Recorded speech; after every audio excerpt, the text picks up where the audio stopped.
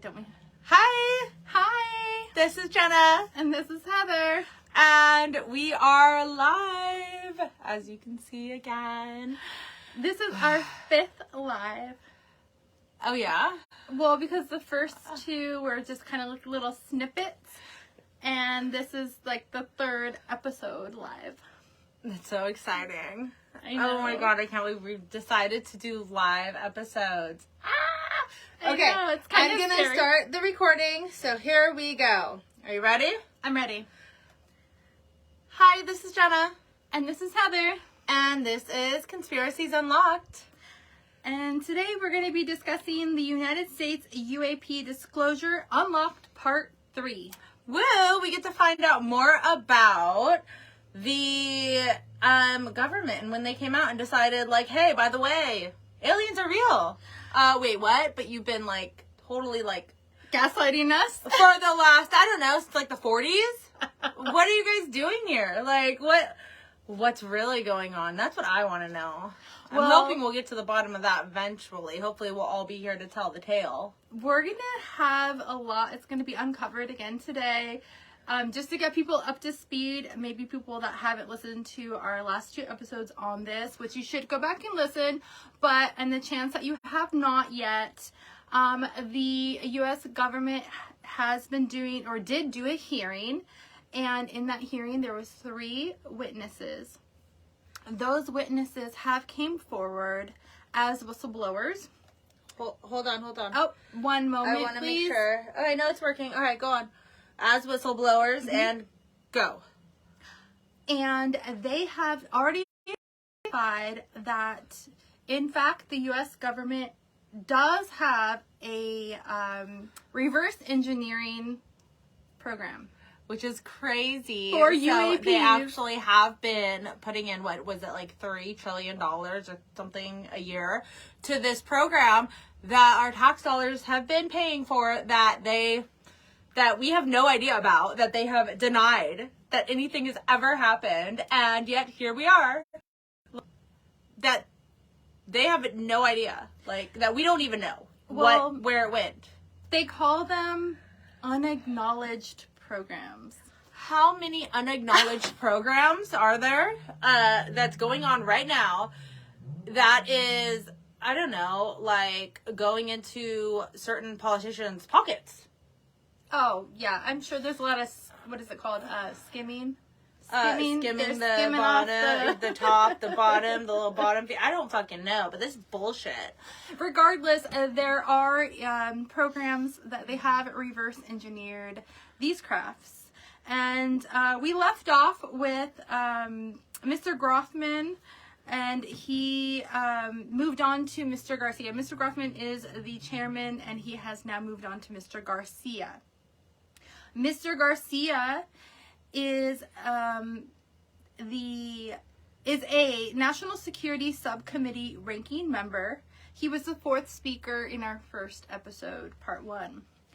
Mr. Garcia started by telling the 3 witnesses and addressing them, thank you for your service and for testifying today. He went on to say that he wanted to address the UAPs in relation to pilots' interactions, and first addressed Mr. Graves by stating, one of the concerns from the members of this committee is that there is no system for pilots to actually report UAPs and the stigma around pilots. Which, they talked a lot about the stigma, and they talked a lot about the reporting. So that's where we left off, and that's where we're going to start up again. Mr. Garcia then questioned Mr. Graves. You mentioned working with 30 pilots and have had encounters with UAPs, or that have had encounters with UAPs, but you haven't discussed how many more pilots, and is that correct? And can you expand on that? So he wants to know, like, obviously how often is this? People, it's just these 30 pilots, which we know can't really be possible, but I feel like this question is just to be on record. Yeah. You know, more to just to probe more, because they're lawyers, they know what they're doing, so they're gonna they're gonna skirt around questions to ask to get them Well, to he's not a speak lawyer, of- though. He is a National Security Subcommittee ranking member. Oh, So whatever. He's part of the But I'm sure that he's Congress, been lawyered up. government. Yeah, Yeah. government. There you go. So Mr. Graves' answers, I'll break it down in two ways. Mm-hmm. It's a lengthy answer. He says, first, when we first experienced these objects off the East Seaboard in 2014 to 2015, anyone with upgraded radar systems was seeing these objects. There was a large number of my colleagues that were detecting these objects off the Eastern Seaboard. Dang. Further correlating that the information with other onboard sensors, so not just radar, whatever other onboard sensors they had available to them, were able to pick these objects up. Many of them also had their own eyewitness sightings. That was our personal first-hand experience at the time, and since then, many others have reached out. Which is very interesting, really quick, because the Eastern Seaboard is on, on the East Coast and the Atlantic. Yes. And we're used to always being over here, New Mexico, Las Vegas, Utah, and more Pacific Coast area. Yeah. Pacific, like the Pacific Ocean. No. And we hear a lot about the Pacific Ocean because even with we did a whole episode on the USOs. Yeah. The submerged Yeah, objects. that was off San Diego. That was off San Diego. Yeah. And earlier in their testimony of the Nimitz with a tic tac. Yeah. So it's always over here. It's interesting to hear from someplace other than over right in this region. Yeah, so this is kind of the first time that we're almost hearing become about this Eastern Seaboard. Yeah, it's become like a joke. Have you seen the memes where they're like, "Oh, aliens only want the Americans," because it's always all the UFO sightings are always over here. Yeah. So it's on the nice Pacific to see. side. Yeah, on the west side, it's nice to see something on the east side happening now. Where they're branching out now, guys. Yeah, they're branching The out. aliens have found the rest of the earth. So Mr. Graves did elaborate that both military and commercial aviation have witnessed these. Military witnesses stated the objects, which were seen in 2014-15, had continued to 2019, 2020, and he said, and beyond to current time. Yeah. It has not stopped. No, It's why would it stop? ongoing. Yeah. This became the generational issue for naval aviators on the Eastern Seaboard. And while they were briefing, they would brief this to new students. So they actually started implementing this when they had a new naval student, aviation student. They would start saying, okay, hey, whatever they brief. If you see this, yeah. da, da, da. So we've talked about that before. What kind of training did they give training for this shit? They started and now they started to. That's so awesome. And this is after 2015, 14, 15. Yeah. They started implementing these trainings because they said that it was a risk for the pilots because they were worried about them crashing. Obviously there could be that's a major risk. Yeah, they could crash into them, or you never know. They could try to avoid. They wouldn't know what to do, so they try to avoid them or something and crash the plane and kill themselves and everybody else. Yeah, it's a huge risk. So it was also included in the notice of the airman to ensure that there was no aviation accidents. So not only did they educate the new students, but they also gave a notice to pilots that were already existing airmen. Mm-hmm. In regards to the commercial aviators, he stated that they are reaching out because they have had very similar experiences as the military, and they have no reporting system of their own and implemented. So the commercial flights, like your regular flight that you take, you want to go visit family in Texas from wherever, that pilot, there's no protocol for them right now. They can call down to air traffic control like our friend Bryant did say that he's seen on YouTube. Yeah. But it's not like a protocol. That's just something they took the initiative to be like, hey, what the fuck is this? Or do you see this on your radar? Yeah. Because obviously it's concern for them. Yeah. As Mr. Graves was speaking, Mr. Garcia actually interrupted him mid-sentence and said, let me just add that Mr. Fravor and Mr. Graves, so basically he's asking them, and then his question was, not having this system for reporting Would you both agree that this is not just harmful to our national security interest, but also to understand this phenomenon that is happening with UAPs?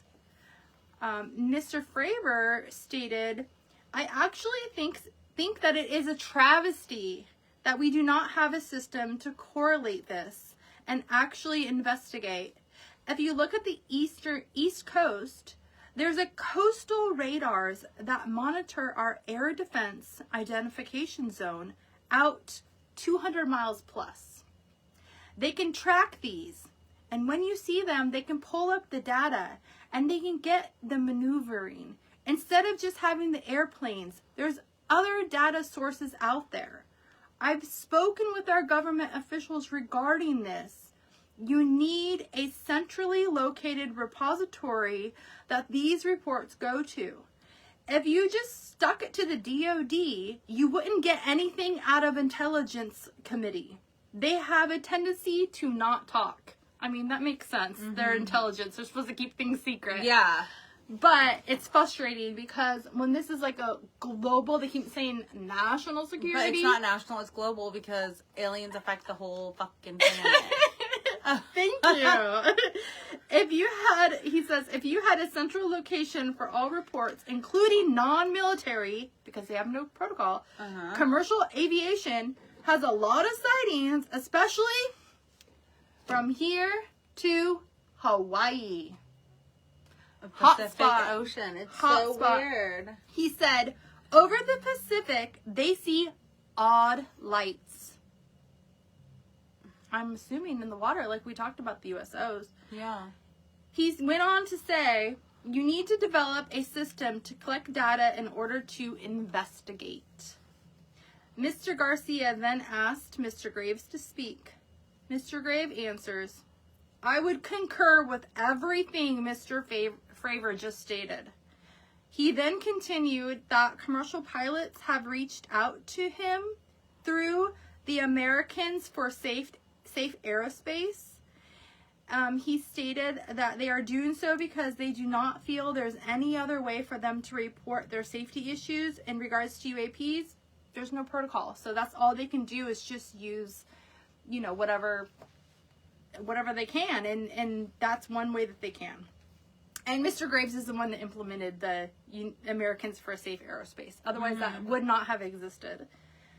Mr. Garcia then said, I think one clear outcome of this hearing already is that there has to be a safe and transparent reporting process for all pilots, keeping within the scope of our national security interests and what may be classified or not.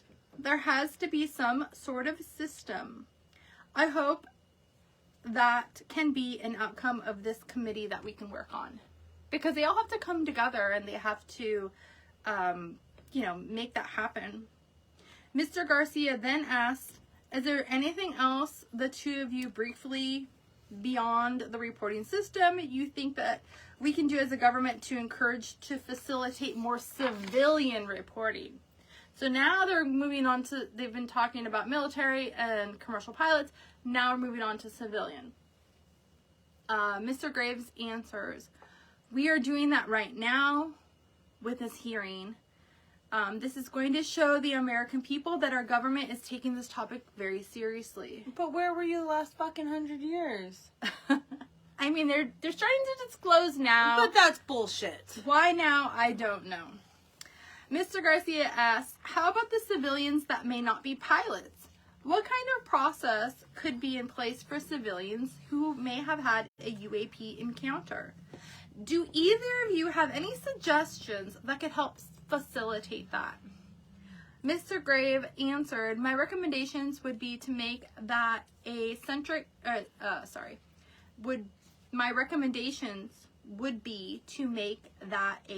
sensor-centric operation in order to make it as objective as possible.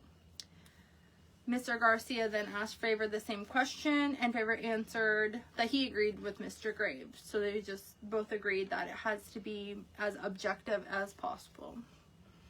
Then Mr. Garcia states that he has some questions for the two pilots and also Mr. Grush, which he noted that they have already discussed prior to the hearing. So I kind of thought that was weird because I thought you're not supposed to like really talk about it. No, because they want everything to be like legit, not like pre-coordinated. Yeah, like, so he even went on to say like, "Oh, we talked last night." Oh yeah, we talked last night about what we were going to talk about. So I was like, but he went on record to say that. Get our story straight. Yes, right? Kinda, like, what are you doing? Yeah, it's kind of weird. But then he said, but he wanted to say on public record, and for the purpose of the hearing, he wanted that to be on public record. So he went on to say, it's interesting how these witnesses have seen UAPs in the different formations. So like the way that like when you look up and you see it, like how it's the formation of the UAP. And he went on to say that UAPs observed in space and in our air, like our airways, and our current technology or aircraft that we're like not even able to do it. So he just wanted them to elaborate on the record. So we don't even have the technology. Seen. We don't even have the technology for them to be able to recreate the formation in which they've done. Like we can't go backwards in space, and they can. No, they talk about that. Yeah. So it's like a big deal. Yeah, it is a huge deal. A huge day. Well, it is a huge day, okay? Because they're coming forward and saying this. So Mr. Graves stated, yes, the objects that were being seen by commercial pilots are performing maneuvers that are unexplainable due to our current understanding of technology and capabilities as a country that applies to the military as well. So basically he's saying we don't have that. Nothing in our country has that right now. Mr. Fravor stated, not yet. Yeah, exactly. Reverse engineering. He stated, yes, I concur with that. We have nothing that can stop in midair, go another direction, nor do we have anything that can come down from space, hang out for hours in one spot, like just there. Yeah. And then just chill. shoot up to space. Yeah.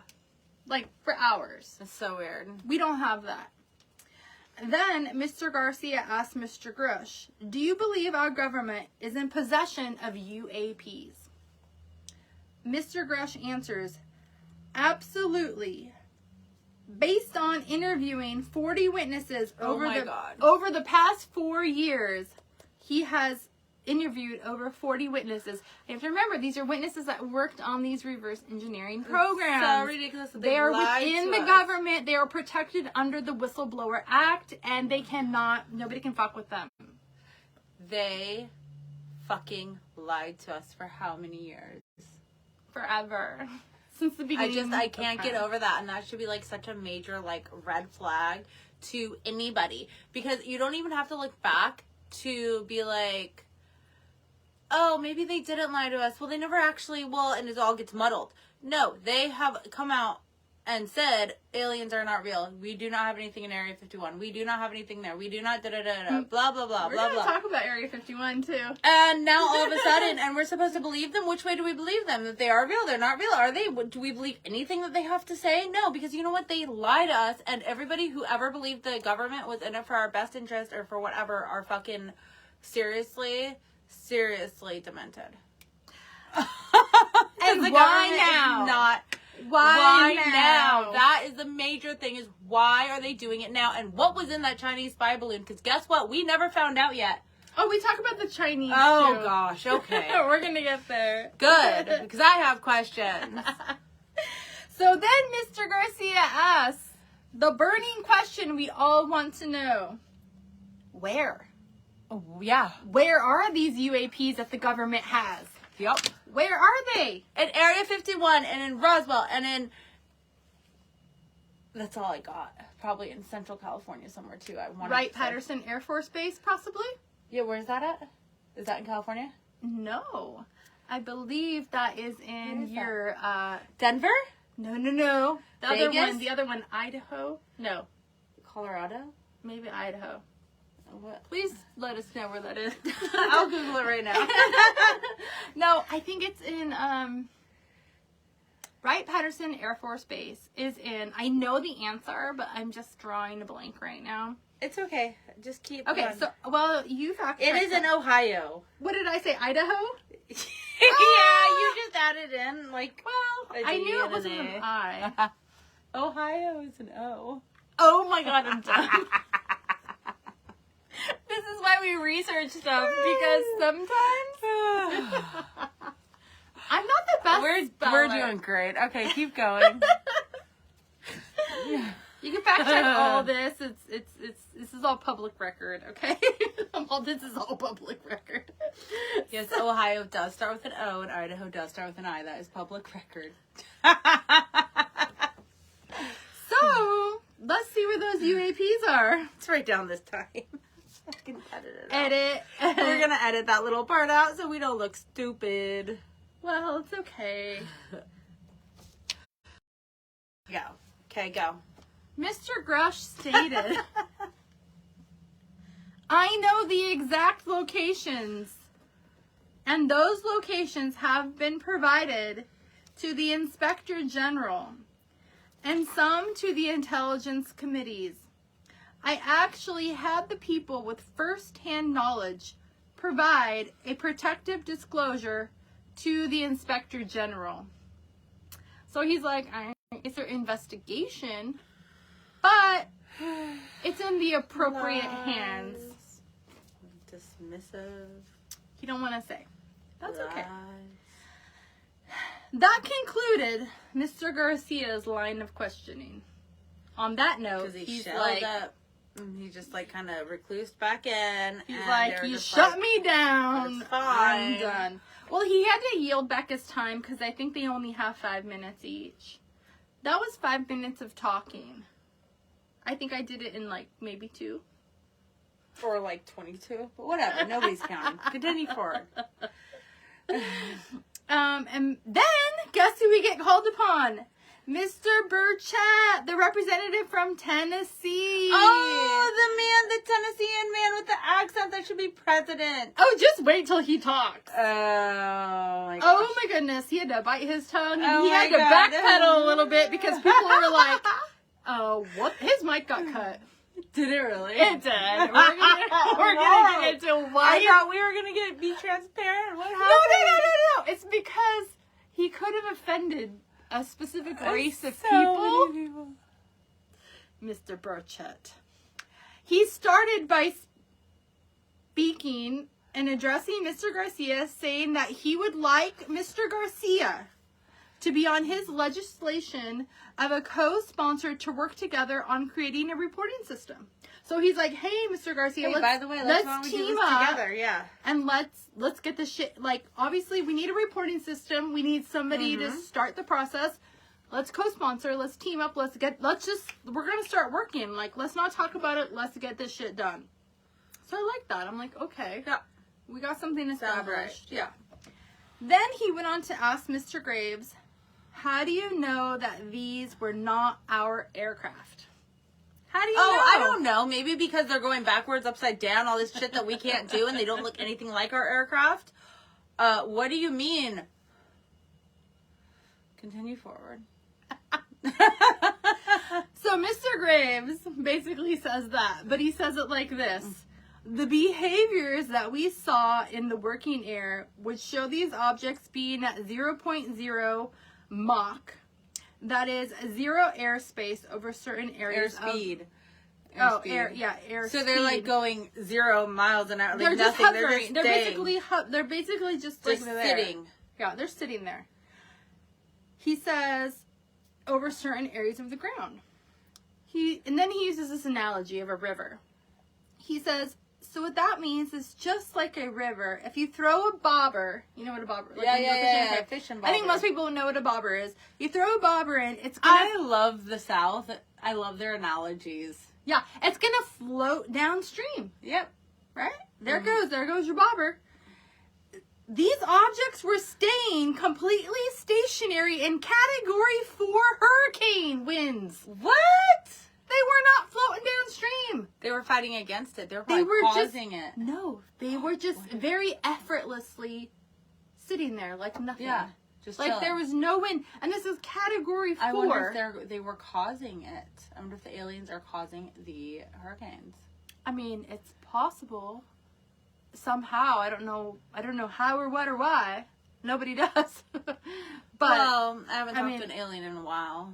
Yeah. So, but that was his answer. I mean, it's stationary in category 4 hurricane winds. He says, and then these same objects would go to a Mach 1.1 or 1.2 Mach. And they would do so in very erratic, quick behaviors. Like, you're just chilling here in category 4 hurricane winds. And then you're just like, I'm in space. Like, nothing. That's not normal for us. That's not our technology. Yeah, he said it was very erratic, quick behaviors. Sci-fi technology. That, he said, like he said both, don't have an explanation for. Like, nobody can explain that other than it's not of this world. Mm-hmm. Like, there's no explanation. He doesn't believe another country has that technology. Yeah. To even say, oh, maybe it's Russia or China. No, that never came up in his testimony. He's just like, it's and we're back. Hi. So glad to be back, guys. So sorry for the slow technical difficulties. We are not sure why that's occurring at all. But we're back. Hi. But we are going to continue with the line of questioning. It is Mr. Burchett from Tennessee, our representative, and he is asking a question to Mr. Graves. He asked Mr. Wait, I need to re-record this. Sorry, go back. Sorry. My husband just texted me and sent me a picture of parts of a race car that says, my parts at the 50,000 dash for cash at Indy. What does that mean? He wants to buy something? That's what I thought. But the more that I'm looking at this text, the more that I'm realizing that I think that he is just happy that he made parts. Oh, or he sold somebody's parts. No, and that it's gone. Good job. Oh, it's these thingies right here. Look, we made these. And we sold them. These little things, they're in the trailer. And we sold them. Brad made them just for his race car. Should you show the camera the picture? We could. I mean, I don't know if you can see it. But there's like these little things right here. They're like, they cover like the cylinder heads or something. I don't know what it really covers. But I have no clue. We custom made them for ours, and they only work in our class. Okay. They only work in like that type of car. So it's not like we can like sell them to everybody. But I think that he is saying that he made the parts, and now the parts are at the Indy 500 or something. A dash for cash. So yay. Cool. Hi. Good job, Brad. Yeah. I'm just barely like waving at people that I wasn't, because it's paused, so I can talk to people. Yeah, we can talk to people right now because it's paused. Thank you so much for listening, and sorry for the technical difficulties. Yeah. Okay, so go back to what you were saying. I'm gonna restart it. So I was just recording. Okay, one. No, you weren't. Were you? Yeah. No, I got it. Okay. 1, 2, and 3, go. So, sorry for the technical difficulties, but now we are continuing with the questioning. The line of questioning is from Mr. Burchett from Tennessee, the representative of Tennessee. He is asking Mr. Graves, he asks, have you spoken to commercial and military pilots that have seen these off our East Coast? So he wants to know more about what they have seen. Mr. Graves basically says, I have. Mr. Favor noticed that in the TikTok video. Oh, wait, hold on. This is where it gets funny. Okay, this is where it gets funny. So, Mr. Graves just said, I have. Then he says to Mr. Favor, I noticed that in the TikTok video. Oh, you mean the one that doesn't exist? That one? No, it does, from 2004. No, I know, but the one that they said. Oh, yeah, they said it didn't exist. The one that doesn't exist because they lied to us, and that's what they love to do is fucking lie to us. So I'm sick of being lied to, guys. No, listen, this funny part. He says, Mr. Favor, I noticed that in the TikTok video And then he just kind of like spaces out for a couple seconds and he trails off. And then he goes, he jokes and he says, "It's Tic Tac, like the candy." What the fuck? No, wait, it gets better. This is the whole rant. Okay? Oh, he went on like a little... He went on a little rant. Okay? He says, "It's Tic Tac, like the candy. Not TikTok, like the Chinese communist app." And then you can hear people gasping. And the audio cuts out. Oh my god. No fucks given on that one. I love him. But then you can hear Mr. Burchett say, "Yes, sir. Yes, sir." One can only speculate the chairman muted him to give him a warning after he called the app TikTok a Chinese communist app. He then continues, jokingly. See, and you know who doesn't lie? Him. And that is why I love him. That is why we like him, because he doesn't lie. I'm sick of our government lying. I mean, he is technically the government. But he's not our government. He's from the Tennessee. He then continues, jokingly saying, "I just wanted to make that a point because my daughter corrected me on that, and she called me a boomer." So when, probably like a teenager. So when he's like, "Oh, the TikTok video," she's like, "Dad, it's TikTok." You know, probably. Yeah. And then he's like, "You're a boomer. You Oh don't my even god, know." that's so funny. And then he said, "No, baby." Uh-oh. What'd you do? I didn't mean to do anything. Oh, I think I switched it. I didn't mean to. What I meant to do, I just thought Wait, about technical difficulties. it. Except this time it's You on me. flipped the camera. Unflip the camera. Oh, no.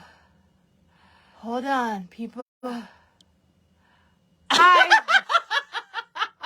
I'm here. It's your face. I just wanted to see something because somebody Create never a mind. new poll. I don't want to create a poll. I just want to see something really quick. I just thought of You something. could be like, "Do you think the TikTok app is communist?" TikTok, Yes or- not TikTok, you boomer. All right. That was just to see if you were paying attention. No, wait, where were we? Oh yeah, so the boomer. And then he says, I just wanted to make that a point because my daughter corrected me on that and called me a boomer. And I said, "No, baby, it's a Tic Tac like the candy. You're just gonna have to look it up." Then she has no idea what a TikTok is. he tried to redeem himself more and distance himself even more from the communist Chinese people? Chinese comment. And he said, probably because his wife was going to be like, "What the fuck are you doing?" Or his daughter was No, gonna his give- wife, yeah, okay. for sure. Okay. Because he's like, "I would also just like to say today is a day of many firsts. It is a miracle we're having this meeting. And it's a miracle that my wife has..."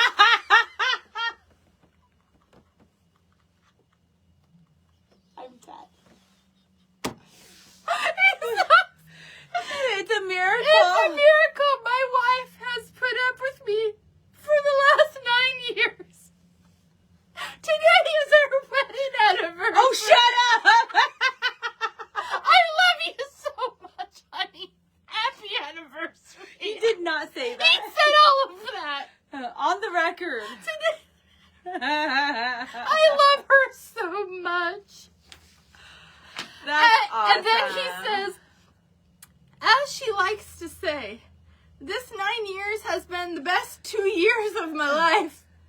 And then laughter began throughout. So it went from mute to, he totally turned that around. Yeah, well, And that's what's he good about had- that Southern speak. He had to think and like, the only thing, he's like, "Okay, today's my anniversary, bring it up." Yeah. Because you know he wasn't going to say that before. No. No. I mean, It's that Southern talk. I about died. I'm Oh like, my God. "Mr. Burchett, you make me want to go to Tennessee. Is everybody funny like this in Tennessee?" No. It's, I mean, Well, no. I've been there. Okay. I mean, I know it's like They have marshy the southern hospitality, but some of them are assholes still. You got assholes everywhere. You know why? Because people are gonna people. And people suck. I want to put that on a shirt. People are gonna people. People just peopling. Yeah. Because we always say that. I always say that. Maybe Yeah. you don't. I do. You should put on a shirt. It just reminds me of Depeche Mode, though. What? Depeche Mode. What's a Depeche Mode? Depeche Mode. What's a Depeche Mode? Depeche Mode is a band from like the 80s, and they had a song, you know, it went, people are people, so what are you gonna do? Really? Or something like that. Well, I made remember. up mine. People gonna people. People I did are that people, myself. so something, you and I, da, da, da, da, da, da. I don't remember the words, but my sister had the fucking cassette tape. Okay, just That's go. how old I am. Hey, I tell And she's Keon 5 years cassette. older. So, yeah. Okay. She probably had the record. Yeah, that'd make more sense. Like the vinyl. Yeah. Depeche Mode. It's actually not a bad song, but I can't remember the words. So then he asked Mr. Faber, what astonished you the most about the flight capabilities of these Tic Tacs? And Mr. Faber answered, the performance. Absolutely the performance. And then he continued asking, and he said, and you're not aware of any other objects that anybody in the world has. In this world, he stressed, he said, in the world, then he said, this world has any of those capabilities. And Mr. Faber answered and said, no, I think it is far beyond actually our material science that we currently possess, like as humanity. Like, it's beyond our science. I think so too. Yes. So then he said, or asked, are you aware of any other reconnaissance performances or platforms that attract or recorded the Tic Tac maneuvers beyond maybe perhaps NORAD system or any others in place? Mr. Faber answered, I'm not, no. Mr. Grush, he then addressed Mr. Grush and he said, have you faced any retaliation or reprisals for any of your testimony or anything along those lines? Mr. Grush answers, and he states, yes, I have to be careful what I say in detail because there is an open whistle investigation on my behalf. Wow. And I do not want to compromise that investigation by providing anything that might help might help provide someone information, but it was very brutal and very uncomfortable. So what does that mean? And he can only be vague because there's an ongoing investigation. So you can't give specifics. So it's very brutal and very unfortunate, some of the tactics that they used to hurt me, both